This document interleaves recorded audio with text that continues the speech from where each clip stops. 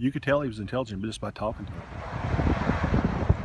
Far from the city where he lived and died, a portrait emerges of James Dale Ritchie, under investigation as a potential serial murderer. That's him and his mom. Known to friends in Alaska as Tiny, See how tall he is? police say Ritchie killed one person and wounded an officer with a gun linked to 4 other Anchorage murders. We never called him Tiny. We always called him James. Alan Hottinger was Ritchie's neighbor for 2 years in the small Virginia town of Broadway, population 3,700. A collection of farms, churches, and tidy brick houses.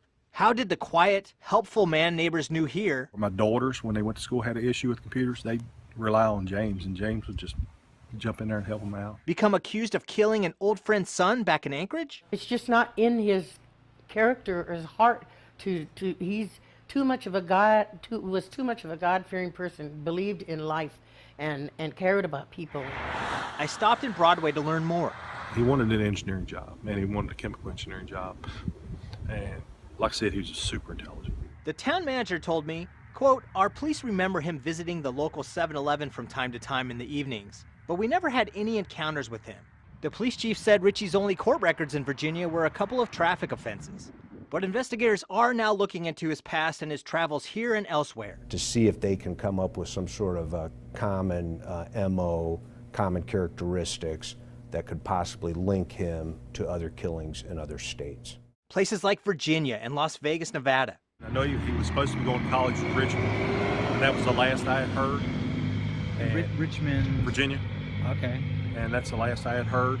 He had moved to Richmond and was taking classes. Police say Ritchie was back in Alaska by March of this year. He had a girlfriend, I guess, and then they split up, and that kind of soured him on wanting to stay down there, I think. Doris Hilmer is an old friend and former roommate. He kept speaking on the fact that he missed being in Alaska. He missed home. He wanted to come home. For now, Ritchie is accused of one killing, that of Travion Kendall Thompson, and police are looking to prove or disprove that he pulled the trigger in the other murders linked to his gun. Police will not comment on the investigation other than to say it is ongoing. Ritchie's parents also declined to speak with us. But years ago in court, his mother hoped for the best but feared for his future.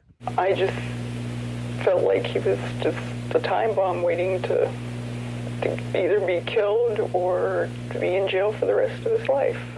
Police in Broadway, Virginia said they were never called for problems to Ritchie's home. And his friends seemed to think he was doing well in the area, taking classes and keeping his life on track. In Alaska, however, Ritchie did have several run-ins with police. We'll explore more of that history here in Anchorage and hear more from an old friend tomorrow.